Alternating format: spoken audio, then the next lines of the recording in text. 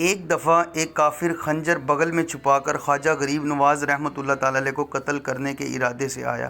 آپ رحمۃ اللہ تعالیٰ علیہ نے اس کے تیور بانپ لیے اور مومنانہ فراست سے اس کا ارادہ معلوم کر لیا۔ جب وہ قریب آیا تو اس سے فرمایا، تم جس ارادے سے آئے ہو اس کو پورا کرو، میں تمہارے سامنے موجود ہوں۔ یہ سن کر اس شخص کے جسم پر لرزہ طاری ہو گیا، خنجر نکال کر ایک طرف پھینک دیا اور آپ رحمۃ اللہ تعالیٰ علیہ کے قدموں میں گر پڑا اور سچے دل سے توبہ کی اور مسلمان ہو گیا۔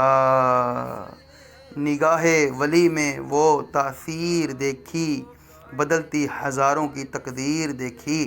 رسالہ خوفناک جادوگر، مکتبۃ المدینہ۔